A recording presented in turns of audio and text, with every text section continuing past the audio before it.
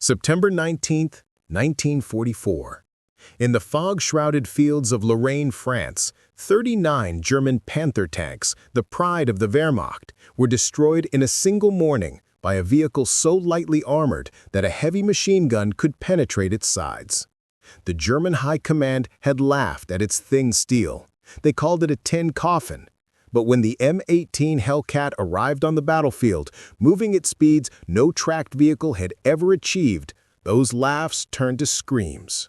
This is the story of how America's most unconventional tank destroyer proved that sometimes the deadliest armor is no armor at all. Before we jump back in, tell us where you're tuning in from, and if this story touches you, make sure you're subscribed, because tomorrow I've saved something extra special for you. Dawn, September 19, 1944. The plains near Aurecourt, Lorraine.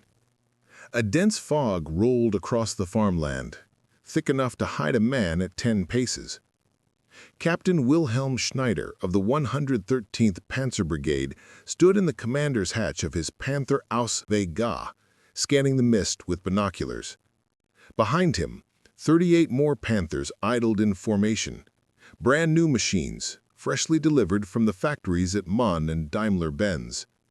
Their Maybach engines rumbled with authority, each 45-ton beast a masterpiece of German engineering. Schneider had been briefed the night before. American forces were scattered and disorganized after their rapid advance. General Hassel von Manteuffel himself had ordered this counterattack. Retake Nancy, cut off Patton's spearhead, and restore the eastern defensive line. With nearly 40 Panthers, success seemed inevitable.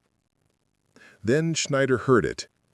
Not the deep diesel roar he expected from American Sherman tanks.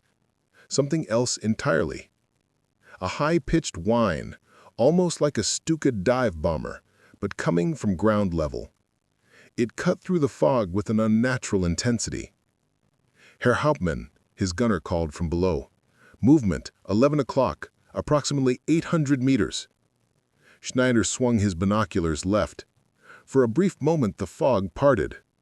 What he saw made no sense. A low, dark silhouette moved across his field of vision at a speed that seemed physically impossible for a tracked vehicle. Before he could process what he was seeing, orange flame erupted from the shadow. The crack of a 76mm cannon split the morning air. 200 meters to Schneider's right, Panther No. 314 erupted in flames. The round had penetrated the side armor, detonating the ammunition stored in the hull. The crew didn't have time to escape. "Traverse right," Schneider shouted into his throat microphone. "Enemy armor, bearing—" But the target was already gone. His gunner frantically spun the turret traverse wheel. The Panther's turret began its slow rotation, dependent on engine RPM.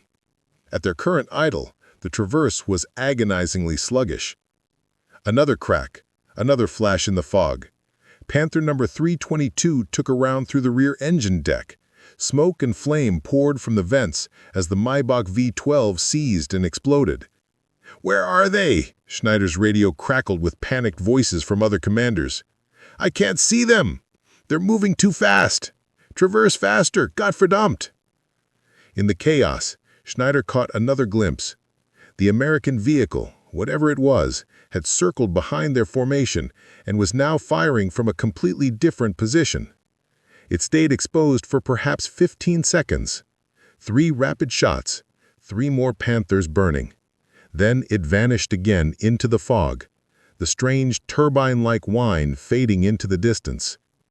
In less than 5 minutes, the 113th Panzer Brigade had lost 7 tanks. They had not fired a single shot in return. Preparing and narrating this story took us a lot of time, so if you are enjoying it, subscribe to our channel. It means a lot to us. Now back to the story. To understand what happened that morning in Lorraine, we must travel back 3 years earlier, to a conference room in Washington, D.C. December 1941. America had just entered the war. Lieutenant Colonel Andrew Bruce sat across from a panel of skeptical generals at the War Department. Bruce was a cavalry officer. a man who had spent his career thinking about mobility, not armor thickness. While other officers studied German tank doctrine, heavy vehicles with massive guns and thick steel plates, Bruce had become obsessed with a different question. What if armor wasn't the answer? He had watched German panzer divisions crush Poland in 35 days and force France to surrender in 6 weeks.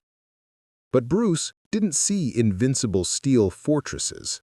He saw something else: speed creating chaos, mobility enabling surprise, maneuverability overwhelming static defenses. "Gentlemen," Bruce began, laying out a series of sketches on the conference table, "we cannot out-armor the Germans. Their industrial capacity for heavy tanks will match or exceed ours. But we can outthink them." He pointed to a drawing of a low, sleek vehicle, nothing like the Sherman tanks being discussed in other departments. "I propose we create a tank destroyer force based on 3 principles: seek, strike, destroy. We find the enemy, we hit them hard, and we disappear before they can retaliate." General Leslie McNair, Chief of Army Ground Forces, leaned forward. "You're suggesting we send our men into battle in lightly armored vehicles?" "I'm suggesting we replace armor with speed, sir.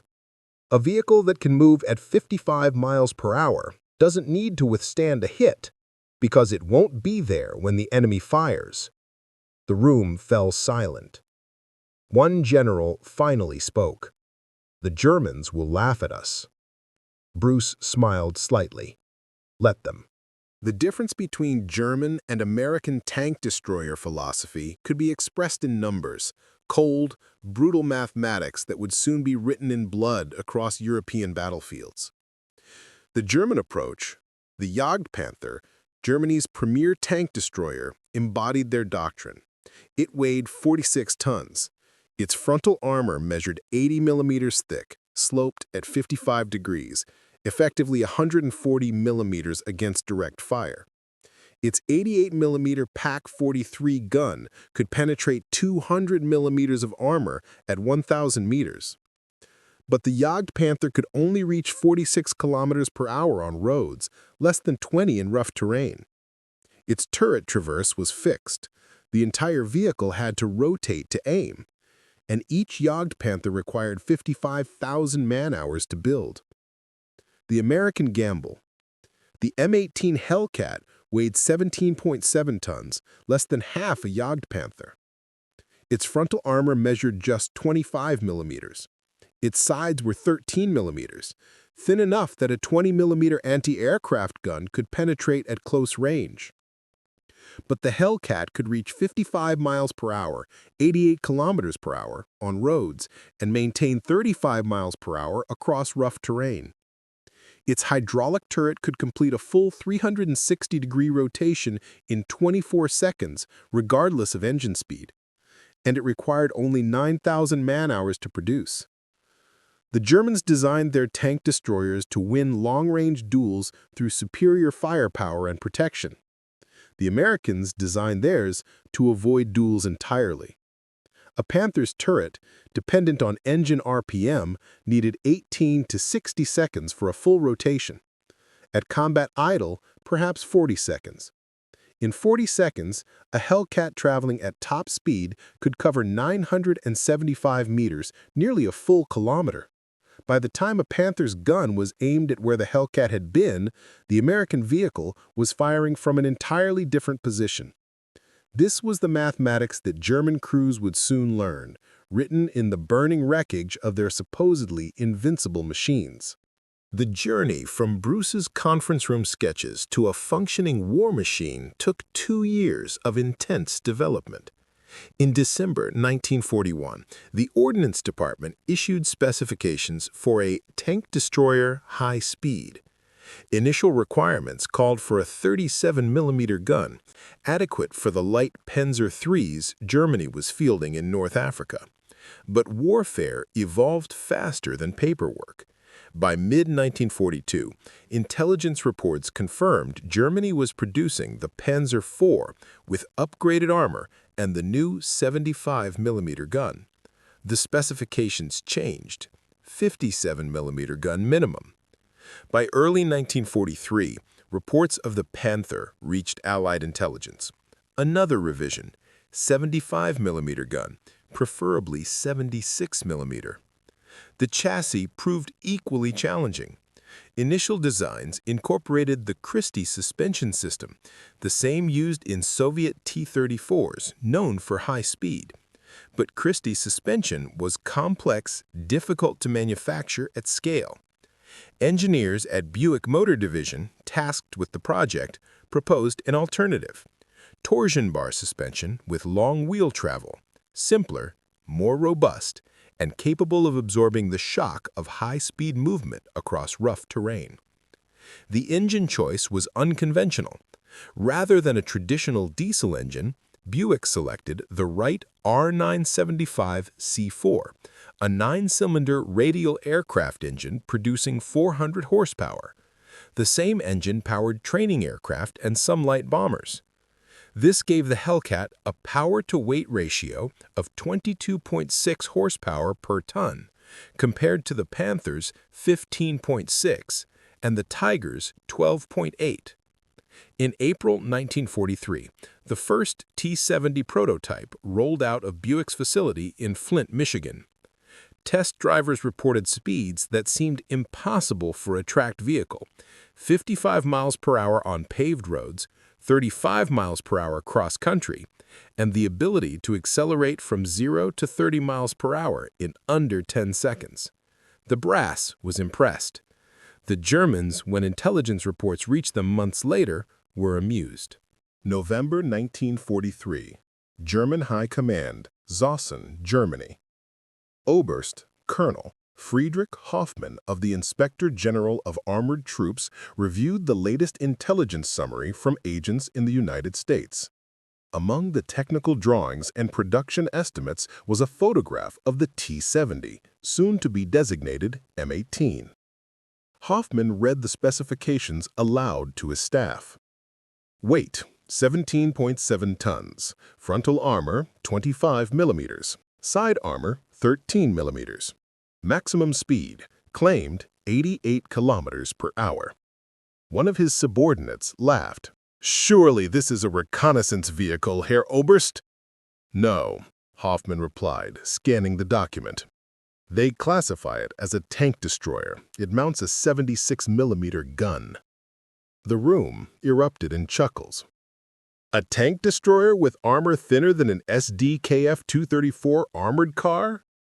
The Americans are building race cars, not war machines." Hoffmann himself smiled, though less confidently than his junior officers. He made a note in his report: "Enemy appears to be prioritizing mobility over survivability in tank destroyer design. Tactical implications unclear. Recommend monitoring, but assess as low threat to Panther and Tiger formations." The report was filed. No tactical adjustments were made to German doctrine. Across the Atlantic, in factories from Michigan to Pennsylvania, Buick's assembly lines were beginning to hum with activity. By July 1943, production had begun in earnest. The Germans would have their answer soon enough. May 23, 1944. Anzio beachhead, Italy. The breakout from Anzio had begun. After months of brutal stalemate, Allied forces were finally pushing inland toward Rome. The Hermann Göring Panzer Division, one of Germany's elite formations, had been rushed south to contain the breakthrough. Hauptmann Captain Joseph Richter commanded a company of Panzer IVs moving up Highway 7 to reinforce defensive positions near Cisterna. His crews were experienced, veterans of Sicily, some even from the Eastern Front. They knew American equipment well: Shermans, M10 tank destroyers, half-tracks, and reconnaissance vehicles. What emerged from the smoke that morning was none of those. Richter first noticed it through the haze of artillery fire, a low silhouette moving impossibly fast along the ridgeline to his left. Before he could fully process what he was seeing, orange flame erupted from the vehicle. His second Panzer IV, commanded by Lieutenant Weber, exploded. The round had penetrated the side armor just below the turret ring. "All vehicles, traverse left!" Richter shouted into his radio. "Enemy armor on ridge!" His gunner spun the turret traverse wheel frantically. The Panzer IV's turret began its rotation, gears whining. A second shot, another kill. His company had lost 3 tanks in less than 90 seconds. They had not even identified what was shooting at them. By the time Richter's surviving Panzers reached cover, the mysterious vehicle had disappeared entirely, leaving only burning wreckage and traumatized crews. That evening, Richter filed his after-action report to 14th Panzer Corps headquarters. "Enemy employing new type tank destroyer, extremely high mobility, estimated 70 to 80 kilometers per hour. Low profile, appears to be open-topped. Gun caliber approximately 75 to 76 millimeters.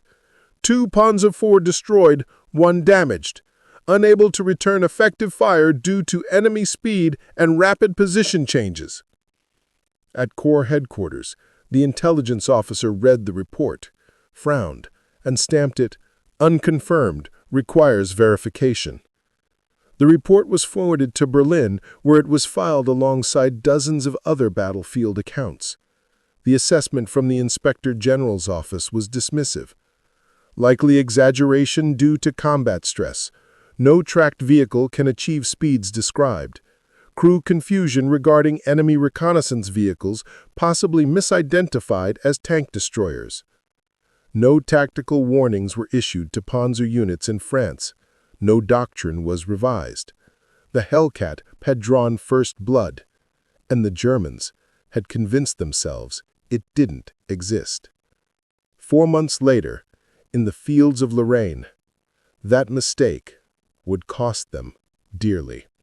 August 1944, Camp Hood, Texas. While German intelligence officers dismissed field reports from Italy, the 704th Tank Destroyer Battalion was completing its final training cycle at the Tank Destroyer Center in Texas.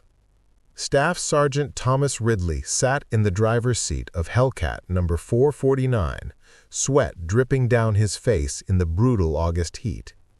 Before him stretched an obstacle course that would have been considered insane for any other tracked vehicle.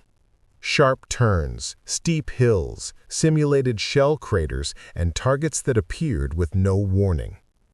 "Driver, move out!" his commander, Lieutenant Richard Hayes, shouted from the turret.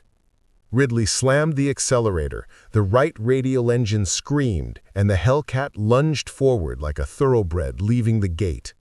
First obstacle, a 90-degree turn at speed. Ridley didn't slow down. He cranked the steering levers hard, and the Hellcat's tracks bit into the dirt, the entire vehicle tilting at a sharp angle. The torsion bars absorbed the stress, and they emerged from the turn still accelerating. "Target, 10 o'clock!" Hayes called. Gunner Corporal James Mitchell was already traversing. The hydraulic turret whined, rotating smoothly regardless of the vehicle's violent movement. Mitchell's hand found the trigger. Crack! The 76mm gun fired. Downrange, the silhouette target, painted to look like a panther, developed a fresh hole center mass. "Hit!" Hayes confirmed. "Driver, relocate!" Ridley didn't wait. He threw the Hellcat into reverse, backed up 30 yards, then accelerated forward on a completely different angle. The entire sequence took 18 seconds. This was shoot and scoot, the doctrine that would define Hellcat operations in Europe. The training wasn't about accuracy. Sherman crews trained for that. Hellcat crews trained for speed. Speed of movement, speed of target acquisition, speed of decision-making. Lieutenant Colonel Creighton Abrams, observing from the tower, nodded with satisfaction. His battalion was almost ready. In 2 months, they would be in France. In 3 months, they would meet the 113th Panzer Brigade. September 18th, 1944. Night. Assembly area near Aricourt, France. Lieutenant Hayes stood beside Hellcat 449, checking the vehicle one final time before what intelligence promised would be a major engagement. The word had come down from 10th Corps. German armor was massing for a counterattack. Lots of it. Panthers mostly. Perhaps the best tank Germany had produced, combining the Tiger's firepower with better mobility and sloped armor that could deflect most Allied rounds. Hayes's crew gathered round a map by flashlight. Intelligence estimates at least 2 Panzer brigades, Hayes explained, pointing to markings on the map.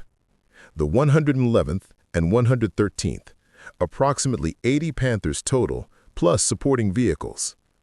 Mitchell, the gunner, whistled low. That's a lot of cats to hunt. Good thing we're hunting Hellcats, Ridley replied, earning a few nervous chuckles. Hayes continued. Our mission is to establish blocking positions along these roads here and here. We're not holding ground, we're not fighting fair. We find them, we kill them, and we move before they can respond.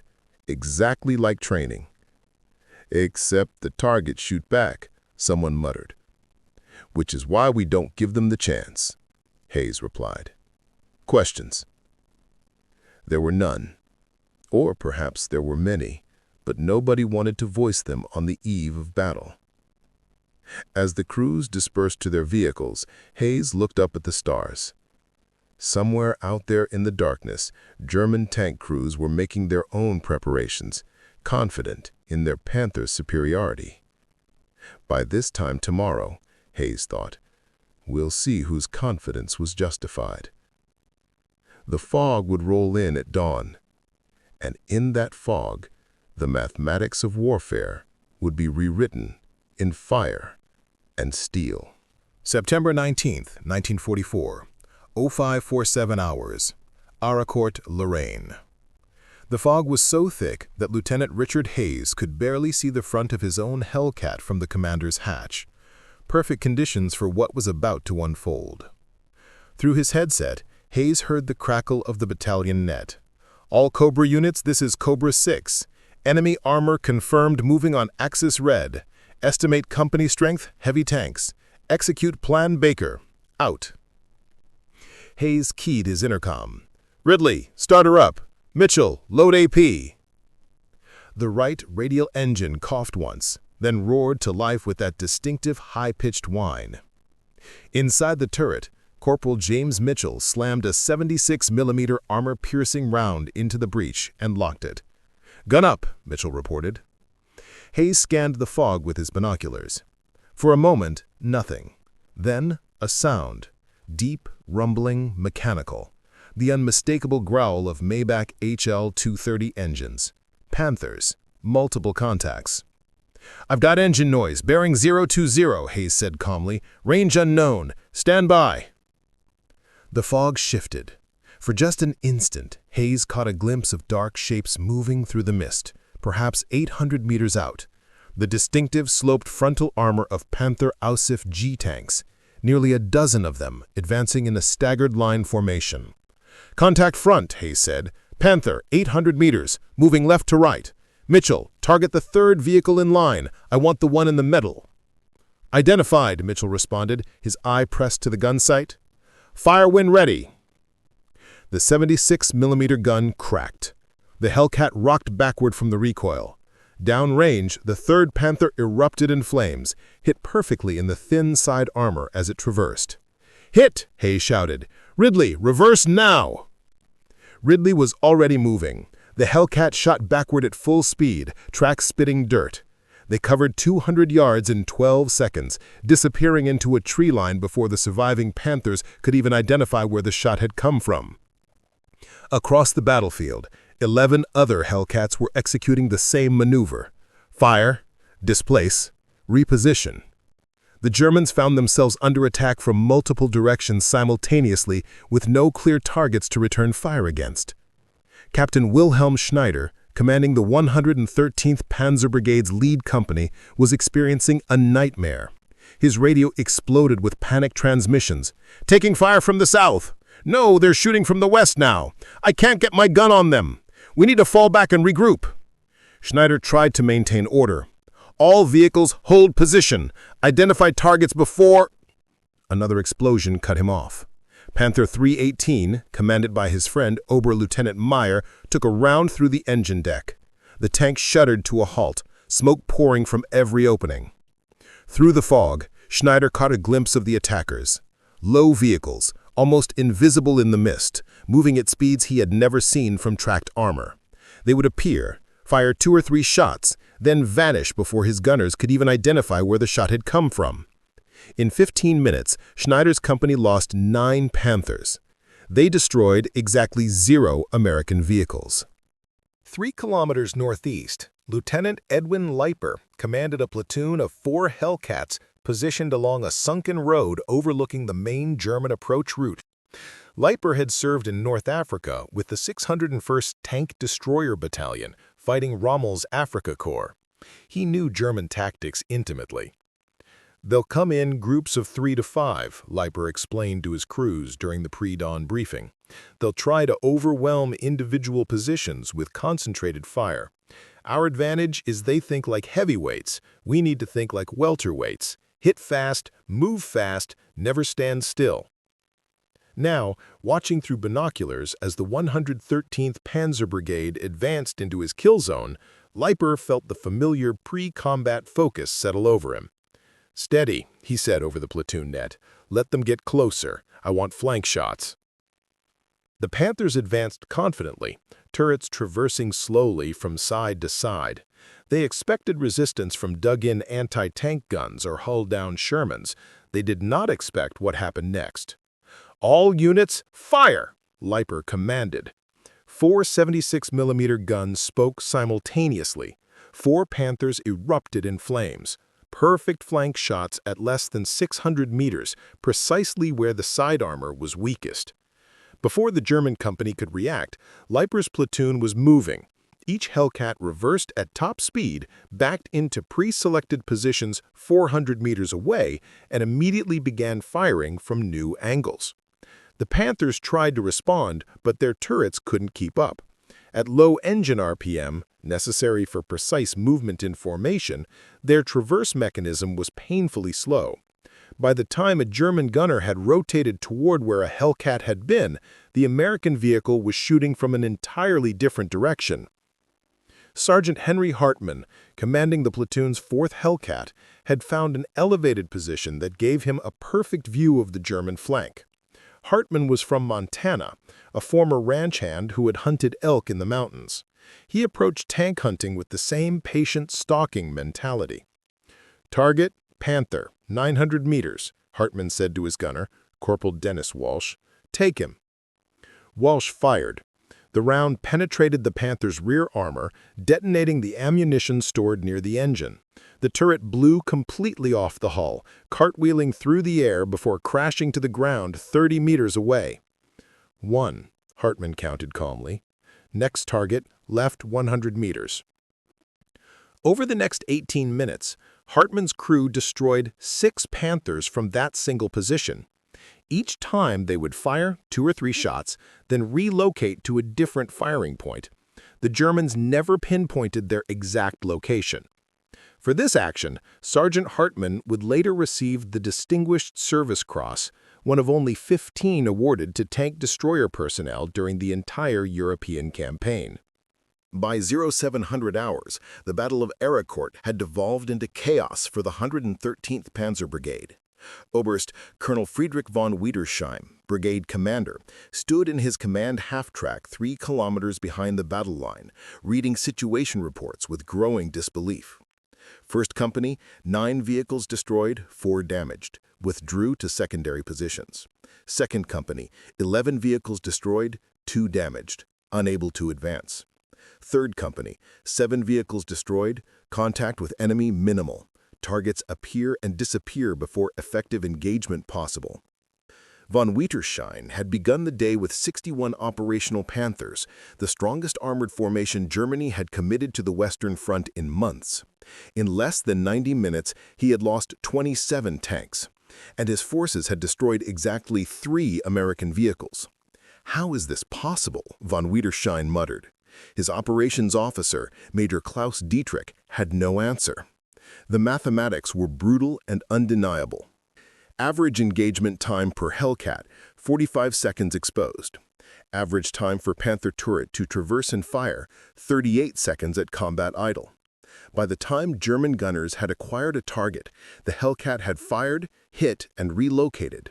The Americans were operating inside the German decision-making cycle, appearing and disappearing faster than their opponents could respond. The 704th Tank Destroyer Battalion's after-action report would later detail the tactics with clinical precision. Firing positions selected with multiple covered withdrawal routes. Average 3 to 5 rounds fired per position. Immediate displacement minimum 200 yards. No vehicle remained stationary longer than 60 seconds while in enemy observation. Engagement ranges varied from 400 to 1,200 yards, prioritizing flank and rear shots against enemy armor. This wasn't warfare as the Germans understood it. This was asymmetric combat, exploiting speed and mobility to negate the enemy's advantages in armor and firepower. At 08:15 hours, von Wiedersheim received permission from 5th Panzer Army headquarters to withdraw and reconsolidate. The counterattack had failed catastrophically. Final tally for September 19th. German losses, 39 Panther tanks destroyed, 14 damaged beyond field repair.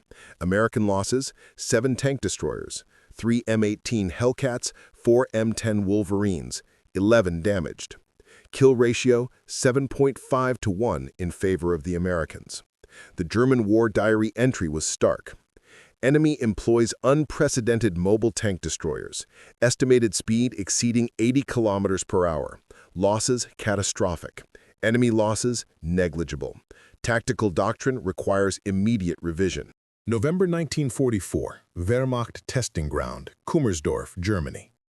Major Klaus Steinmetz of the Inspector General's office stood beside an M18 Hellcat that had been captured intact near Metz. The vehicle had been abandoned after throwing a track, mechanical failure, not combat damage. For 2 weeks, German engineers had subjected the Hellcat to exhaustive testing. Now Steinmetz reviewed their findings with a mixture of professional admiration and strategic dread. The engine, the lead engineer explained, is a Wright N975 radial, 9 cylinders, air-cooled, 400 horsepower. It's an aircraft engine. An aircraft engine? Steinmetz repeated. In a tank destroyer? Precisely. It provides a power-to-weight ratio of 22.6 horsepower per ton. Our Panther achieves 15.6, the Tiger only 12.8. The engineer gestured to the turret mechanism. The transverse system is fully hydraulic, independent of engine RPM. It rotates 360 degrees in 24 seconds consistently, regardless of whether the engine is idling or at full throttle. Steinmetz did the mental calculation. A Panther at combat idle needed nearly 50 seconds for the same rotation.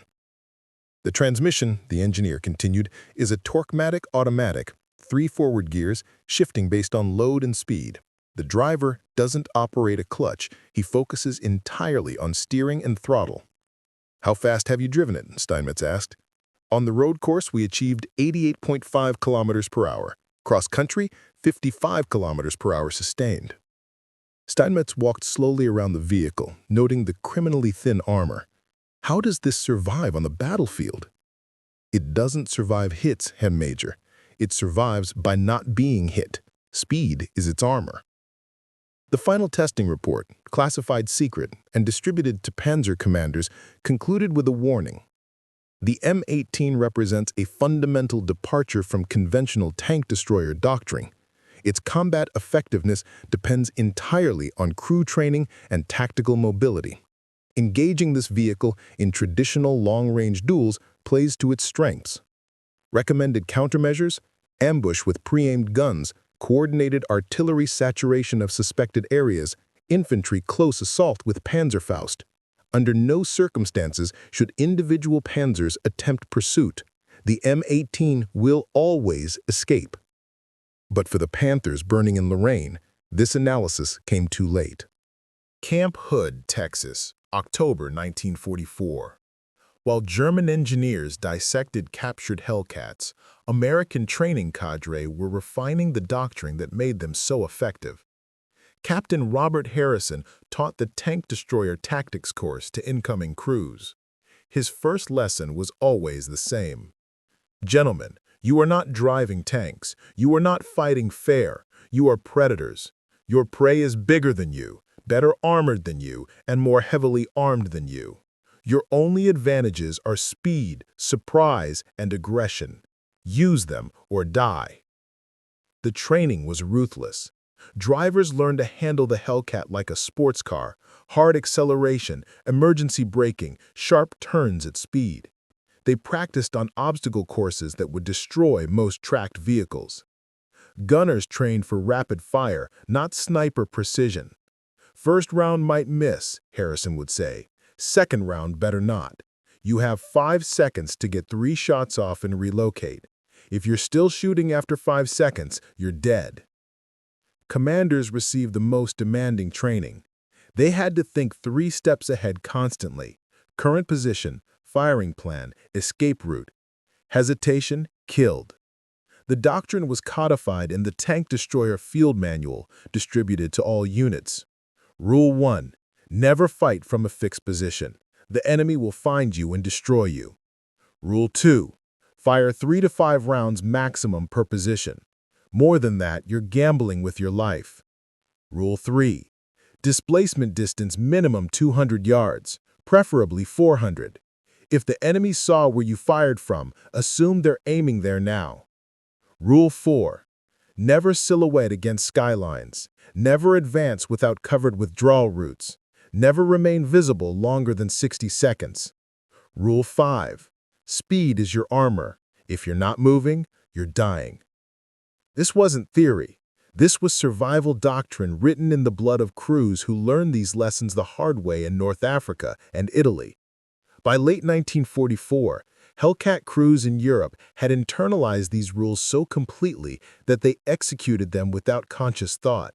Fire, displace, reposition became as automatic as breathing. The results spoke for themselves. Hitler's last gamble, Operation Wacht am Rhein, better known as the Battle of the Bulge, had entered its 4th day. The 2nd Panzer Division, leading the German drive toward Antwerp, was ordered to seize the crossroads town of Noville.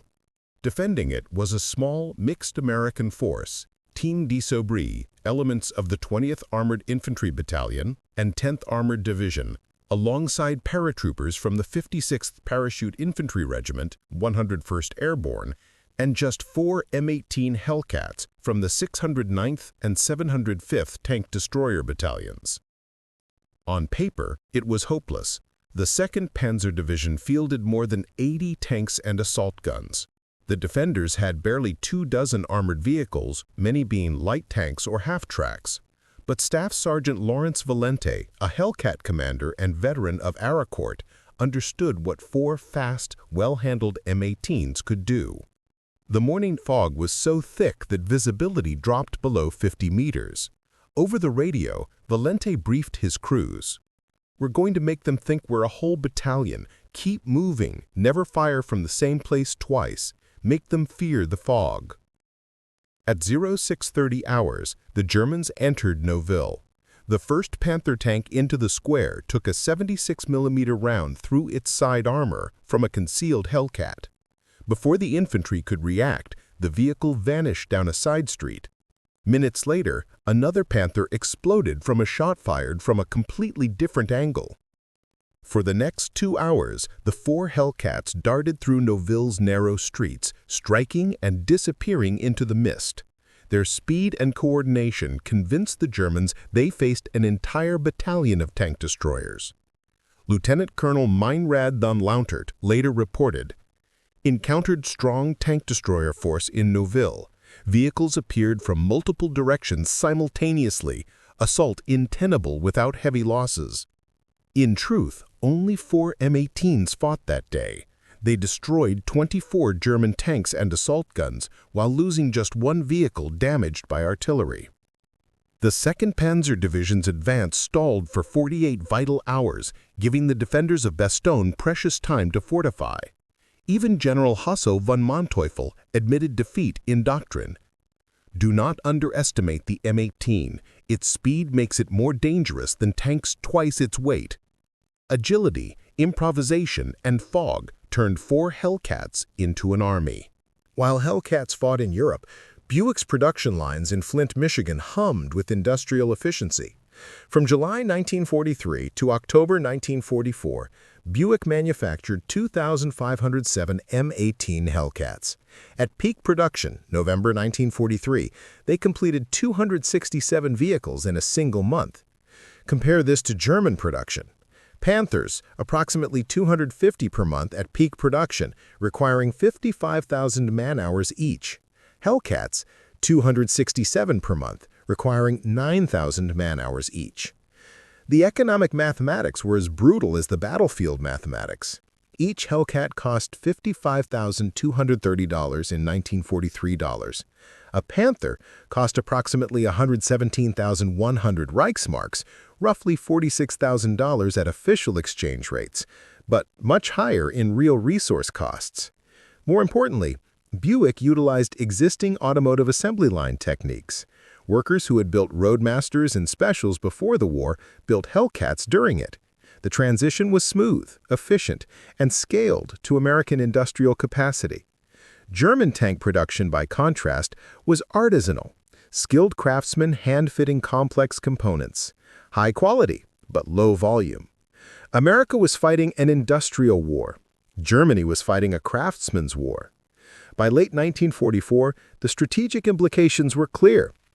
Even if a Hellcat only achieved a 1-to-1 kill ratio against Panthers, in reality it was closer to 3-to-1, American industry could replace losses 3 times faster than Germany. But the Hellcat achieved much better than 1-to-1. Italy, December 1944, Gothic Line. The 85th Tank Destroyer Battalion faced a different kind of warfare. The mountainous terrain of northern Italy was supposed to negate the Hellcat's speed advantage. Narrow mountain roads, steep grades, limited visibility, conditions that favored defensive positions over mobile tactics. Sergeant Anthony Rizzo found a way to turn terrain into an advantage. "We use the mountains like a carousel," Rizzo explained to his crew.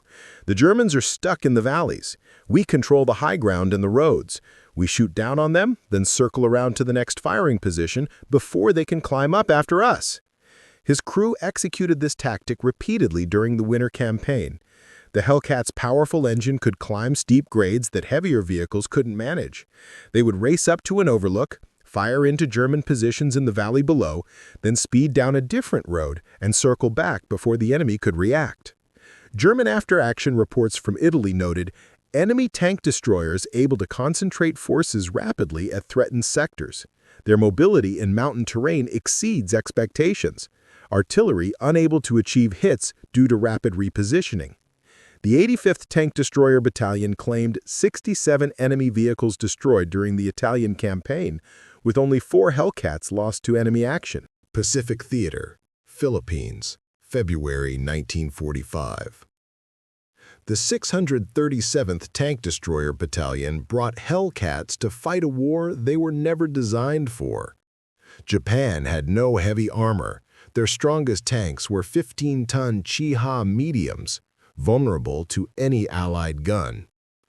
Instead, the 637th used their Hellcats for infantry support, bunker busting, and rapid reaction against Japanese infiltration tactics.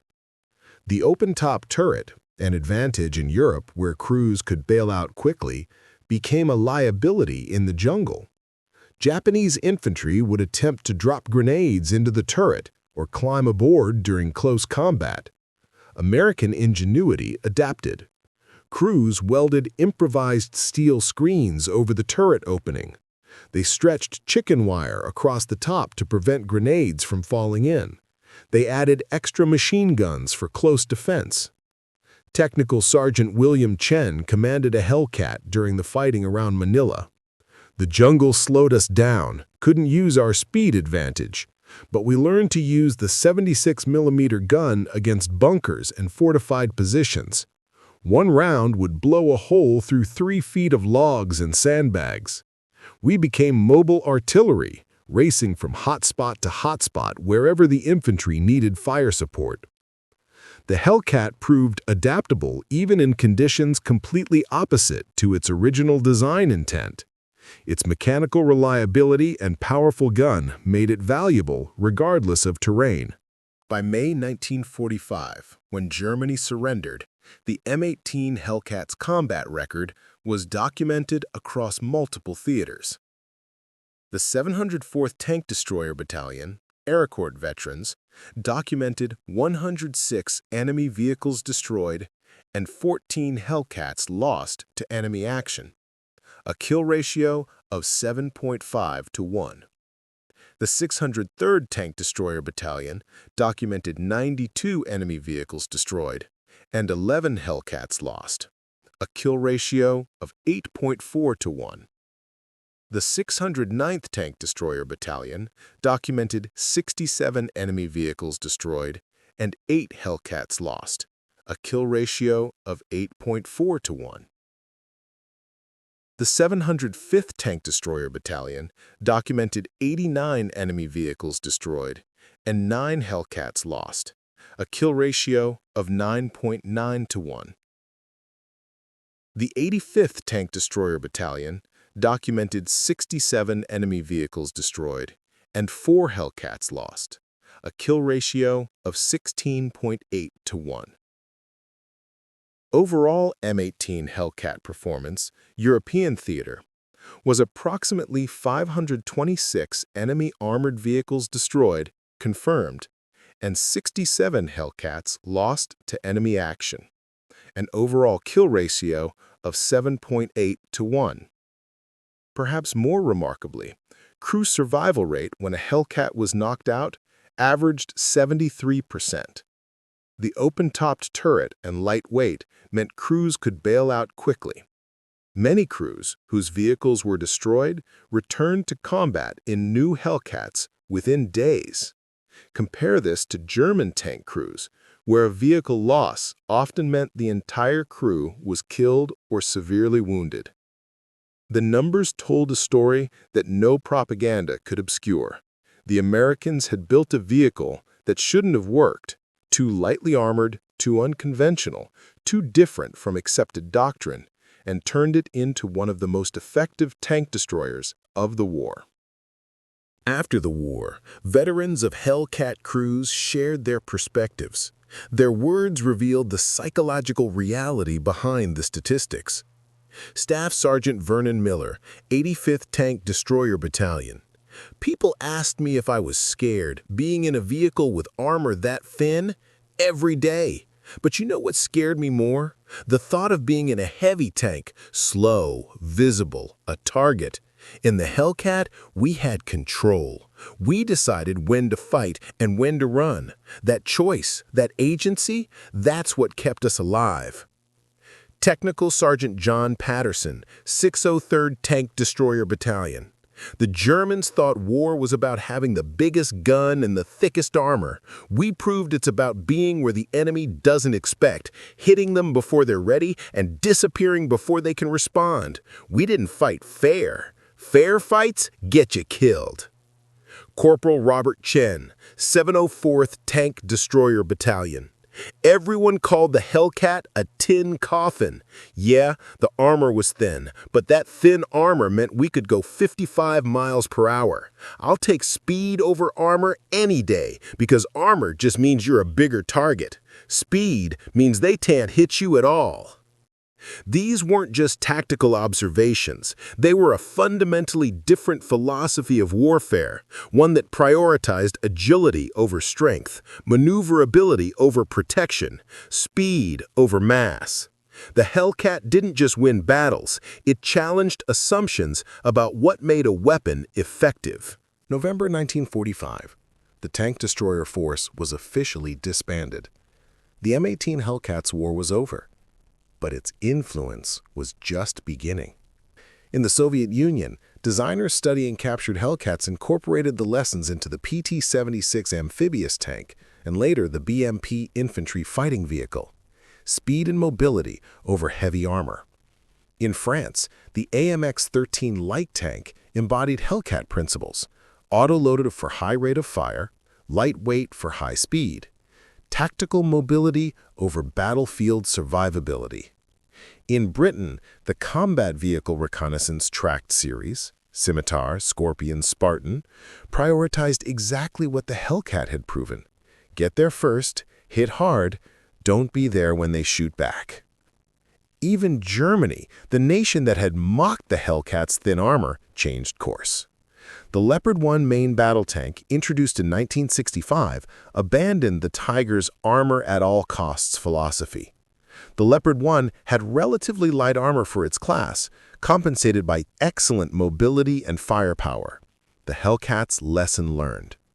In modern warfare, wheeled tank destroyers like the Italian Centauro, Japanese Type 16, and American M1128 mobile gun system all carry the Hellcat's DNA: speed, mobility, hit-and-run tactics over heavy protection.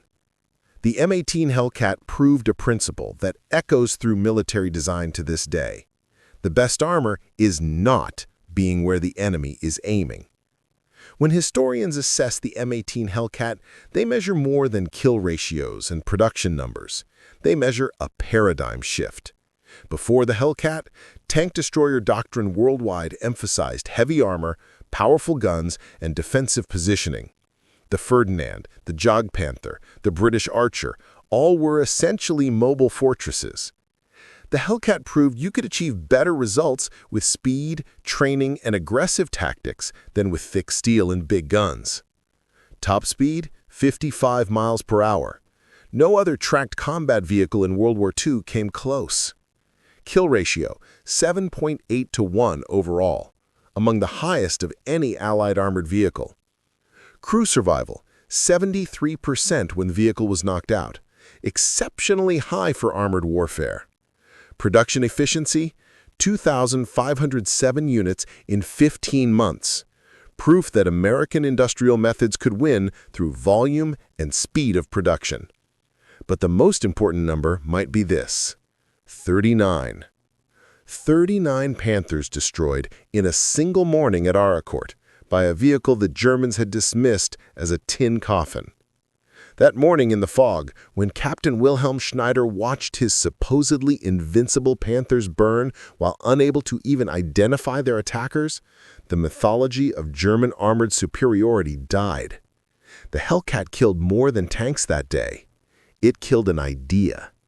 The idea that victory belonged to the heaviest, most powerful, most heavily armored vehicle.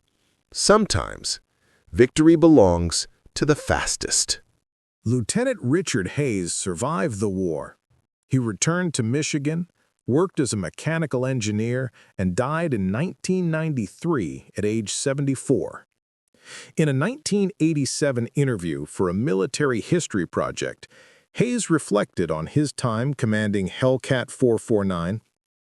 People always wanted to know if we felt vulnerable, having such thin armor. The answer is no. We felt powerful. We had speed, and speed gave us options. We could engage or disengage on our terms. The Germans had to fight us on our terms, not theirs. I think that's the real lesson of the Hellcat. It's not about the specifications or the kill ratios. It's about the philosophy. Sometimes the best way to win is not to be stronger than your opponent, but to be faster, smarter, and more unpredictable. The Panther crews expected a slugging match. We gave them a knife fight in a dark room. By the time they figured out where we were already somewhere else. That philosophy, seek, strike, destroy, echoes beyond World War II, beyond tanks and battlefields, into any competitive domain where agility can overcome raw power. The M18 Hellcat proved it first in the fog at Lorraine, when 39 Panthers learned that armor is only protection if you're still alive to use it. And if you're not there when the enemy fires, you don't need armor at all. Up next, you've got two more standout stories right on your screen. If this one hits the mark, you won't want to pass these up. Just click and check them out. And don't forget to like, subscribe, and turn on the notification bell so you don't miss any upload from us.